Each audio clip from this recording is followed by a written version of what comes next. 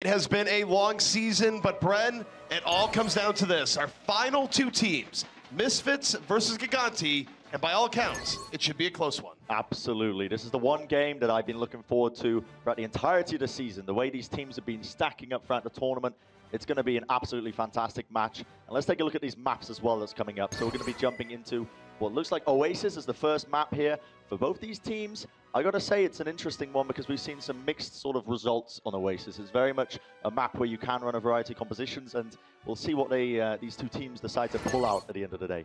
What makes Oasis interesting to me is that you do have that projectile DPS hero showdown where you have Tvik on the Misfit side and Linkser on the Gigantti side. And as the desk was alluding to, I think both of the players, while they had their moments yesterday, they didn't really quite feel like they hit their potential. However, it's a new day. They've had an extra day to get used to playing in the live environment, and we'll see which of these two can really leave it all out on the field here today. Well, it's interesting that we should talk about, honestly, Misfits' performance the other day. They played against Cloud9 in a series, an incredibly close series, went to 5 maps. The analyst desk across the board were not predicting it in the slightest. We were even shocked to see that it was happening, and it was showing signs of weakness for this Misfits team. This team that's only dropped 4 maps, might I remind everyone, throughout this entire tournament, right? 2 maps here in the playoffs, and now they're coming up against Gigantti. Gigantti are ready, they're prepped. I was talking to some of them on the way here today, this morning, and they are absolutely ready and pumped for this game. It's going to be an absolute fantastic one. Make some noise, guys, in the arena. Get excited, because this is going to be a best of 7 to see who is going to be the champions of EU Contenders. And Bren, we already have a change-up here. It's Reinhardt versus Winston. Already a difference between these two teams is in Gigantti. Well protected behind Fraggy, using the shield for positioning here. And now, Linkser versus Tvik. One nade to the back, and Gigantti now on the leading edge. Big opening pick for them, and that's going to set things up very nicely. You can see already the kills leading in for them. Zebasai, he's going to trade one out evenly, but Linkser across the map, lays in the mine, will bring down Swoosh. So it's going to be Gigantti getting this initial round here on Oasis. We're getting the initial capture, I should say. And the interesting thing here is that Gigantti, they're going to be able to deal with spam from Misfits a lot more effectively because of that Reinhardt shield. Misfits, they have to dive in very heavily to make the most of this Winston here, but given that Gigantti is running the same thing but just with the Reinhardt, I feel like they have the comp that works a little bit better with this Junkrat. Yeah, I've got to agree as well. I think Zappis, fantastic Zarya play. That's going to be synergizing very nicely. He's going to be able to get a lot of charge very quickly because he's running it into the Junkrat, which Tvik is running. But now we're going to see Misfits looking to re-engage. Swoosh lays down the bubble, but still his team just poking and prodding, looking for these opportunities, but that's a good one. Tvik finding a kill to Shaz. They're not going to have the transcendence now for this next fight, and Swoosh as well follows it up with another one onto David. Here's Zappis. He's going to drop the Graviton. Tire in play. Only runs over Logics, though, but it might be enough. Linkser just in the back, doesn't have to worry about Tvik. He died early, and he's just getting all of the cleanup he wants right here, Brad. Yeah, Linkser is playing out of his mind right now, and this guy, we talked about him in the earlier series, at least yesterday, but this guy is incredibly flexible on a variety of heroes, and he's pulling out the Junkrat. We know he can play Genji, he can play the Widowmaker. He's honestly one of the most flexible players in this tournament right now, and he can play them all at an outstanding sort of position. And now we're going to see the Riptide coming out by Tvik, looking for the kill or 2. I believe doesn't get anything from it, but now we're going to see Misfits as well leading it in. Swoosh with the initiation, and now the beat is dropped. The beat is dropped, the tire not quite getting what Tvik wants, and Linkser just holding in the back, not really being pressured, able to keep in the poke, and Gigantti, they're going to dive in a little bit here at the Transcendence, but now they have to back up as well. Both teams feeling each other out, but you take a look at the poke game, Misfits actually getting the better of things here this time. Up 2 kills, forcing Gigantti back, and Gigantti doesn't have a whole lot of tools left here. Linkser being down, Bren, it's likely that Misfits will take this point, and they do.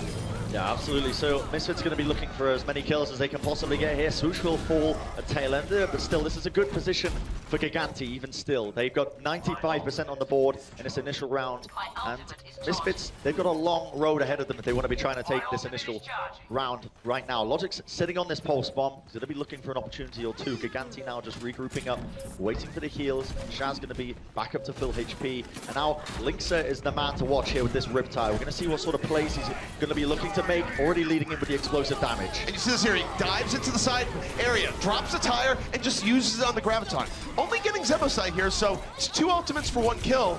And, ooh, that's a little bit too aggro. Linkser went to the skies and was shot down. Anti-air Zenyatta from Zupe, and now Misfits still in control of the point, holding on, and really forcing Gigantti back here once more. So a key thing there, you got to get more from your Gravitons than what Gigantti did there. Yeah, that was honestly a bit of an atrocious fight by Gigantti, to be honest. They committed the Graviton Surge, even the Riptide, they didn't get anything. And on top of that, the Transcendence was used by Shaz a little bit too late, couldn't save the members of Gigantti. So now they're sitting at a bit of an ultimate disadvantage. Misfits are now in a very solid position to win this next team fight, but still Zupe falls. Davin, a critical pulse bomb takes Zupe out of the fight. The Logic's trying to equalize it, moves into the back lines, picks up 2 kills, looking for more now. The rest of his team happy to follow it up into the close quarters with those explosives, and Misfits again will be able to defend this point. Logic's on the prowl, Vic with the cleanup, and now it's going to come down, Bren, to perhaps one final fight. Gigantti got 95% progress early on. That means they take one more clean fight, they're going to get the point. However, Misfits has more than equalized. They have both support ultimates up. They are working with an enormous advantage right now, and if Misfits plays this right, they very well should take this, but Vic goes down early. That's huge. Now there's an opening for Gigantti to bring this in.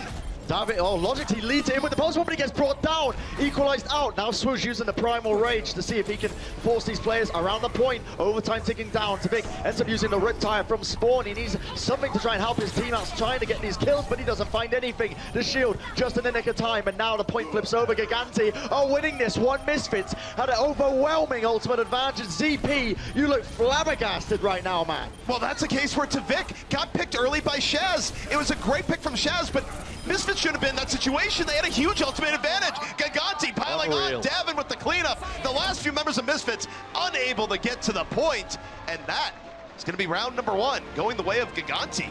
That is utterly ridiculous, the fact that they managed to win that fight when Misfits had 2 defensive support ults. They had the Riptide from Vic. Even Davin had his, or I should say Logic's with his pulse bombs, but it just wasn't enough to take it. Like you mentioned, Vic got picked off super early in that last fight, and that just opened it up massively for Gigantti to just roll it forward with that tank-based composition. Literally, all Misfits needed to do there was back out, not expose yourself in the least, be conservative, and then when Gigantti went in, chain your support ultimates for what should have been an easy team fight victory. But to Vic, getting picked off, and no doubt about it, it was a good play by Shaz, but that pickoff utterly crushed Misfits' hopes of getting that round, even when they had that edge. But now, it's a new round, Bren. We're heading into the gardens, and Vic is taking to the skies. Yeah, and we've seen what Vic's like on this far roll. The garden section of Oasis is particularly good for running this far. There's a lot of angles you can sort of move around. As you can already see, he's using the sort of high ground position to his advantage, but it doesn't matter. Gigantti, they picked a massive wraparound right now. They've already picked up 2 kills. The D-Mech onto Manhattan. Overwhelming right now. Misfits losing so many players. Vic forced to back off. And Gigantti, they will be able to capture this first point. Misfits did not respect the cardinal rule of playing with the Pharah there, which is that you have to make sure the Pharah has line of sight of your teammates of all times. They fought in an area where Tvik couldn't even support them. Tvik was off by his lonesome while his team was dying in a corner out of line of sight. You can't do that when you're playing with a Pharah comp. Well, Misfits now going to be trying to lead this one in, trying to get control back onto this point, but the backlines is being assaulted. Good peel by Zebaside, does manage to get the boot off onto them, but it's going to be Davin finding the kill onto Swoosh regardless. Big opening pick again, and now we're going to see the Dragon Blade committed. Moving in, Linksa finds one, he's looking for the second, but Zebaside far too speedy, boops him back, but it's close quarters, 8 HP. He might be able to trade this out evenly, so close, but eventually Davin will have them out, and look at that, Switch Strike combo into the sky. Tvik is taken out. Big plays there from Big Goose, just coming in there to save Linksa where he was incredibly low. But that's what happens when you have confidence in your teammates where you go, okay, actually, I'm still going to dive in here because I know you're going to heal me up. Now, Bren, going to the next fight, Gigantti, fully loaded on support ultimates. Misfits, this could be dangerous for them. If they use a Transcendence here and don't win the fight because they just get overpowered, that could be the round and the map. But yes, they're going to use a Transcendence. Misfits dives right in. Yeah, very close quarters indeed. They're moving into the back lines. Tvik is also there. Unleashes the Rocket Barrage, but Manhattan is ready and waiting with that defense matrix. He eats it all up. Linksa gets the opening pick onto Tvik as well. Already Gigantti sitting at quite a big advantage, and a lot of ults being used. Zebaside committed the Sandbar towards the tail end of that fight, but Gigantti still winning this one out. Linksa already building up another Dragon Blade. He finds 2 kills, and he will most likely indeed force Manhattan out of the fight. Gigantti, one team fight away from taking this first map, which might make the analyst desk feel pretty happy indeed. That's a lobby. You know what? It happens. Sometimes we like looking at the menu, but Gigantti holding back here, and it's just one team fight here. and they still have an advantage as Fraggy is making space, getting plenty of cleave damage here. Brendan, we're in overtime. Misfits has to get to the point. Nobody's forcing down Fraggy at all. He's got free reign in these back lines, and already they're finding the kills, but Misfits, they strike back. They do manage to get the recap. Nobody was really playing the point, but still the positioning is there. Self-destruct now going to be committed by Misfits, and Manhattan manages to find Fraggy. Fraggy, bit of a misplay there, but still, Misfits will be in control of the point. Davin still just sneaking around the back lines, but eventually I believe he is going to move back with the rest of his team. And now we see a few switch-ups as well. I mean, right now we're seeing Gigantti looking for more opportunities. They've got a lot of ultimates online, ZP, and realistically, Misfits are still in the danger zone. They don't have as many ultimates as Gigantti have right now, and all Gigantti need is a single team fight win, and they take the first map in the grand finals. It's going to be Transcendence v Transcendence here. Zupe is going to get his Transcendence up just in time, but oh no! Zemo goes down in the beginning! There won't be a barrier coming up in the least, even later into the fight. Gigantti, they use the Transcendence to secure it, and Linkser is going crazy into the back line. 3 kills for Linkser now, supported by Fraggy. Gigantti on the way to winning map 1. Already, Linkser, he's going to be cleaning up the rest of these players now. Tvik so weak. The reflect rocket. Tvik has been made into an absolute mess in the ceiling. Linkser unleashes the Dragon Blade. The overtime ticking down. A Primal Rage will be coming in from Swoosh to the tail end, but it's just one man against the world, and realistically, what can he do? The rest of the players are coming in. The overtime's still dangerously close. Gigantti desperately searching now for the closing, finishing moments of this map. Moving in with the Sambar as well. Still, 2 plays onto the point now. Tvik moving in with the Rocket Barrage. Barrage coming out, last-ditch effort from Tvik, but it's all for naught. Cut down in midair by Linkser, and that's going to be it. Gigantti taking map number 1. Very impressive indeed. And I mean, the analyst desk going to be happy with this prediction. We were talking beforehand. We said that Gigantti, the way they've been playing throughout this tournament, the way they've just been playing overall, we feel a lot more comfortable, a lot more confident in them to take this series away, because Misfits, they showed a lot of weakness. And I got to say, a big part of this game, both these teams, it's very much the supports. We don't really focus on them a lot, but I think throughout that entire game, Big Goose, the peels, we saw it multiple times saving his teammates. Shaz getting kills across the maps, setting up those dives for Linkser to really just pop off all over the place was a big reason for why Gigantti took that. Well, to Shaz in particular, they lose round 1 for sure if he doesn't get that pick off onto Tvik. Straight up. That was a incredibly crucial pick where Misfits had a big advantage and they let the advantage go away. And it's interesting because I think Misfits on the ultimate economy side in general, they weren't winning fights that they needed to win oftentimes. And then when they were behind, they would throw ultimates into losing fights when they should have otherwise been waiting. So even in terms of team coordination, Misfits was having a bit of a rough time. Yeah, it was scrappy is the word I'd use to describe it. The ultimate sort of usage was not too great, to be honest, across the board. And we've seen better, definitely, out of Misfits throughout this tournament, and I have faith in them to step it up. I'm sure we are going to have a good series on our hands, but Gigantti, I think the fundamentals was definitely there for them. All right, well, now we get to take a look at the next map that's going to be coming up here, and that map will be Eichenwald. And this is a map that Misfits has looked very good on. They have great coordination on it, and it plays to their strengths of being very versatile. However, I think it also plays the Gigantti strengths of being versatile, so even though Misfits might like this map, I don't think they're really gaining too much of an advantage here compared to Gigantti. So the alternative is, of course, picking Hollywood, but I believe Hollywood definitely fits Gigantti's playstyle a lot better than Eichenwald does. But even still, like you mentioned, Eichenwald is not a particularly bad map here for Gigantti. Misfits have really been forced into an unfavorable position, losing that initial control map. It's really going to set them up, for a bit of a difficult road ahead now. But going to be heading into Eichenwald, as you can see. All various bits and pieces flying all over the place. How comes EP they haven't actually cleaned this place up yet? It's so close to this city. You can see it just panning around the corner. You got this massive castle, and it's just sitting here in ruins. So generally speaking, when people think of crazy lore-related rants, they think about like me going into it or Doa going into it. Monty, I think, actually had the best theory here, where Monty was saying that this entire area is irradiated, like where whatever war that went on here just left incredibly lethal radiation, and all the Overwatch heroes that are playing here, they're really risking life and limb by going in here because it's still not safe. Because there's no other real explanation for why you would leave this area in such disrepair for so long. It's tranquil though, I'd live here. Would you live here? You know, it depends. Can I live rent-free like Winston and watch Point Gibraltar? Because most likely, I don't think anybody's coming. I mean, again, apparently in our headcanon it is irradiated, so I don't know, you might be able to get away with it, but we're going to be heading into this game fairly shortly. The team's setting up right now, and we can see Gigantti will be on the defense, and we'll be running this, again, Reinhardt-based composition. Fraggy's going to be on that Reinhardt, Zappis on the Zarya, and Shaz, once again on the Zen, Big Goose, of course, on that Lucio, but going to be running that double hit scan. Links are no longer on a projectile roll. And we see Linkser go 76 here just because of how good 76 is here into the back, where you have to commit a lot of resources to dive on a 76 when he's that far back, and if you're doing that, you're giving Gavin a lot of room to flank you from behind. However, again, a key point of difference, we have Fraggy on the Reinhardt, Swoosh on the Winston, so Misfits, they want to take fights very quickly. They can't win a poke war realistically against this Reinhardt, and you have to think they're going to dive in sooner rather than later here, Bren. Haste has to be Misfits' motto as they go for this first point. Yeah, absolutely. Just looking for these opportunities right now. Misfits playing very patiently, very passive for the time being. Just looking and poking and prodding, trying to break down these shields, but it's going to be Gigantti who end up getting the initial kill onto Swoosh. Again, Swoosh overstepping his boundaries slightly. Gigantti end up punishing him, and they do get the initial pick. I don't really get what Misfits was going for there, where Swoosh was effectively cosplaying as Reinhardt, just sitting there dancing back and forth. But he doesn't have a shield. Fraggy does. You're going to win these poke battles, especially with the 76 in the back.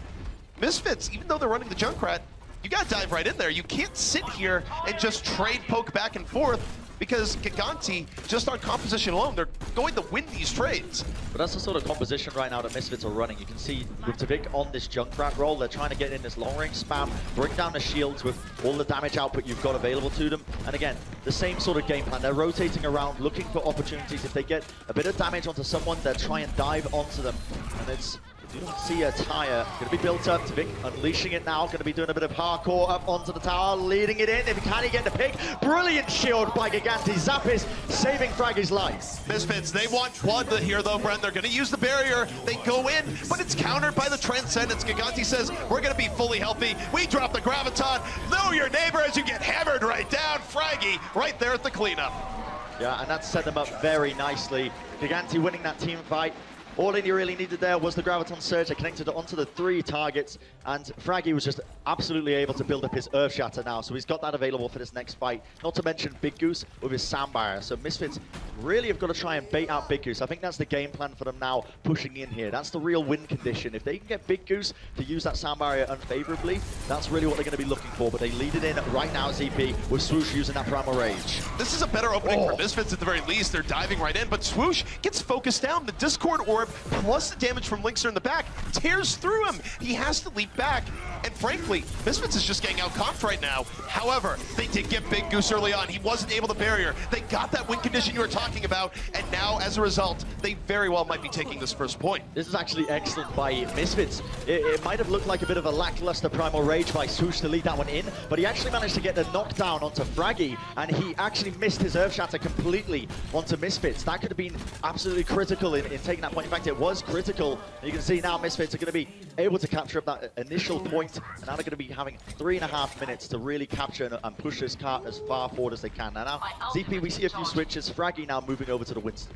And you're going to the Winston here because you need that vertical mobility to shift. The offense can go whether low ground or high ground. You need to be able to adjust. But now, the barrier up for Gigantti. They weren't able to use it last fight. They're using it now. But Misfits, they're able to reasonably disengage here. Everyone's still alive, and Gigantti might very well have overdived here as Misfits is rolling back in. They get 2 kills, and now they have what they need, Bren, to roll right back into second. So it's a common strategy for teams when, essentially, when you get that first checkpoint, the defending team will just throw bodies at the point because they know, because this entire section of the streets phase, it takes a very long time to push it through. They're okay with pushing the bodies onto that point, trying to basically stall out as much time as possible. But the downside to this now is that if it doesn't pay off, it's a risky maneuver. You're left in this position here where, look at this, Misfits have set up the defense. Tavik is going for a little bit of a ride right now with the tire. 4 seconds remaining. Can he find any targets? He's so close. He does manage to get a bit of damage onto Fraggy, but unfortunately not converting it into a kill. But what it does, it keeps Gigantti back for a while. Logix might have died, but look at how long Gigantti was stuck behind their own gate. Zappis falls. That's huge. There's no Graviton now available for Gigantti. and they're gonna have to invest more ultimates than they would like here as a result. However, Misfits, they use the barrier, and it doesn't matter as they get gunned right down by Linkser in the back. Excellent stuff by Linkser again, but now Swoosh going to try and focus him down. That's about half HP. The self-destruct by Misfits, or by Maniton, I should say, doesn't actually find the targets that they were quite looking for. They don't get any kills, and now we see the Graviton coming into effect, connects onto a lot of targets, and I gotta say, this is going to be an easy cleanup for the Maniton resets with the rest of his team. Fraggy apparently claiming every single kill in that entire exchange. I mean, that's the equivalent really there, but interesting that Zappis as well, it's a little interesting thing that I've noticed with his Zarya play.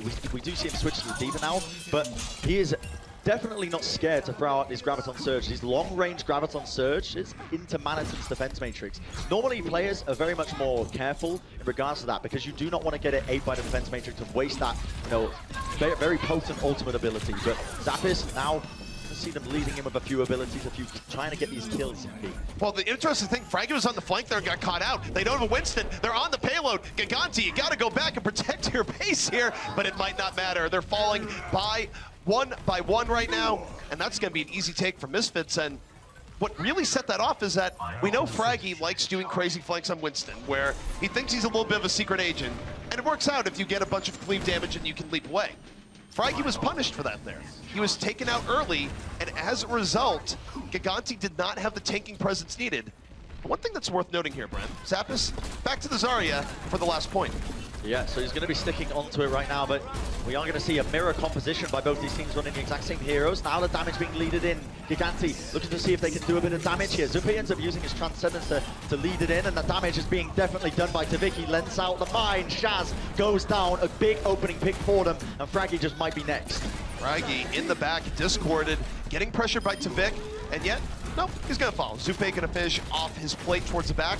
And Gigantti very spread out here as Misfits is reconsolidating around the point. Moving in, they get Big Goose, and Tavik, he can make this even worse for them in a moment. He has the tire at the ready. So what's going to happen is, he's going to go to a corner here, Bren. Set up the tire and just look to take out 2 or 3 as Misfits gets to this final point. Linkser falls very late into this fight now, and Misfits, they're pushing this in. 1:20 on the clock, but they have all the ultimates working in their favor. And Tavik, he's got the Rip Tire, sending it out now, unleashing it, seeing if he can get an opportunity. He picks off Davin, but not before falling himself with the help of Big Goose. Logix, though, is equalizing it. He's already picked up a kill onto Zappis at least, brings down the tire as well from Linkser, and Misfits are running this forward, and they are going to be able to capture out the map with 5 seconds just over the minute. So very important note to make. We're going to see them now. The sides are going to be switched around, but that was impressive by Misfits, I think, to run that all the way in. Normally you see teams, they get held up on that last checkpoint. They struggle to really push it in, but they use the momentum that they built up from the streaks phase, the superior ult advantage, and it was just very, very much surgical from there. One thing you see from Junkrat too is that when you have Rip Tire on deck, after you win a fight, if you don't have to use Rip Tire to win your initial fight,